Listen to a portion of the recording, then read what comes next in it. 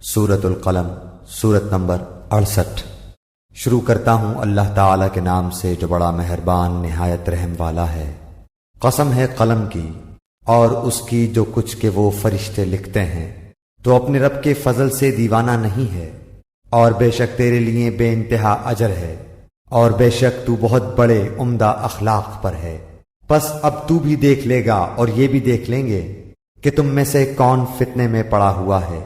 بے شک تیرا رب اپنی راہ سے بہکنے والوں کو خوب جانتا ہے، اور وہ راہ یافتہ لوگوں کو بھی بخوبی جانتا ہے۔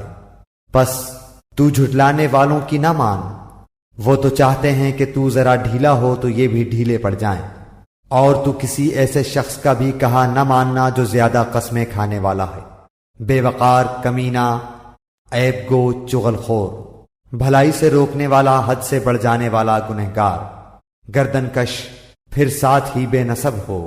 اس کی سرکشی صرف اس لیے ہے کہ وہ مال والا اور بیٹوں والا ہے۔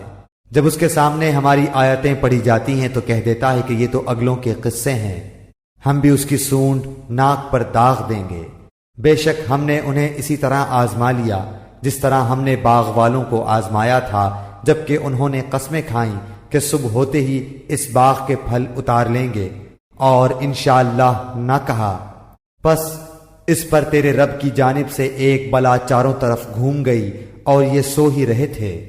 پس وہ باغ ایسا ہو گیا جیسے کٹی ہوئی کھیتی۔ اب صبح ہوتے ہی انہوں نے ایک دوسرے کو آوازیں دی کہ اگر تمہیں پھل اتارنے ہیں تو اپنی کھیتی پر سویرے ہی سویرے چل پڑو۔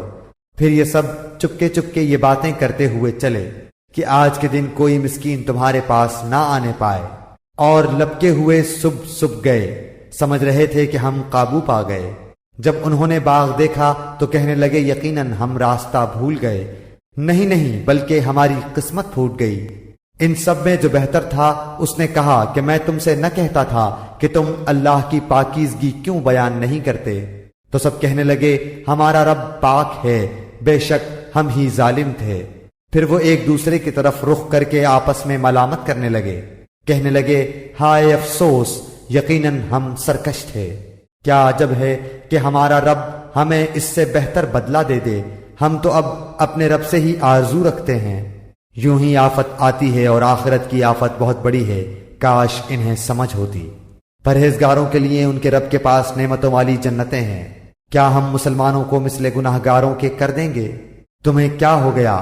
کیسے فیصلے کر رہے ہو؟ کیا تمہارے پاس کوئی کتاب ہے جس میں تم پڑھتے ہو کہ اس میں تمہاری منمانی باتیں ہوں؟ یا تم نے ہم سے کچھ قسمیں لی ہیں جو قیامت تک باقی رہیں کہ تمہارے لیے وہ سب ہے جو تم اپنی طرف سے مقرر کر لو؟ ان سے پوچھو تو کہ ان میں سے کون اس بات کا ذمہ دار اور دعوے دار ہے؟ کیا ان کے کوئی شریک ہیں؟ تو چاہیے کہ اپنے اپنے شریکوں کو لے آئیں اگر یہ سچے ہیں۔ جس دن پنڈلی کھول دی جائے گی اور سجدے کے لیے بلائے جائیں گے تو سجدہ نہ کر سکیں گے، نگاہیں نیچی ہوں گی اور ان پر ذلت و خواری چھا رہی ہوگی، حالانکہ یہ سجدے کے لیے اس وقت بھی بلائے جاتے تھے جبکہ صحیح سالم تھے۔ پس مجھے اور اس کلام کو جھٹلانے والے کو چھوڑ دے، ہم انہیں اس طرح آہستہ آہستہ کھینچیں گے کہ انہیں معلوم بھی نہ ہوگا، اور میں انہیں ڈھیل دوں گا، بے شک میری تدبیر بڑی مضبوط ہے۔ کیا تو ان سے کوئی اجرت چاہتا ہے جس کے تاوان سے یہ دبے جاتے ہوں، یا کیا ان کے پاس علم غیب ہے جسے وہ لکھتے ہوں؟ بس تو اپنے رب کے حکم کا صبر سے انتظار کر، اور مچھلی والے کی طرح نہ ہو جا جبکہ اس نے غم کی حالت میں دعا کی۔ اگر اسے اس کے رب کی نعمت نہ پا لیتی تو یقیناً وہ برے حالوں میں چٹیل میدان میں ڈال دیا جاتا۔ اسے اس کے رب نے پھر نوازا اور اسے نیک کاروں میں کر دیا، اور قریب ہے کہ کافر اپنی تیز نگاہوں سے آپ کو پھسلا دیں جب کبھی قرآن سنتے ہیں اور کہہ دیتے ہیں یہ تو ضرور دیوانہ ہے۔ در حقیقت یہ قرآن تو تمام جہان والوں کے لیے سراسر نصیحت ہی ہے۔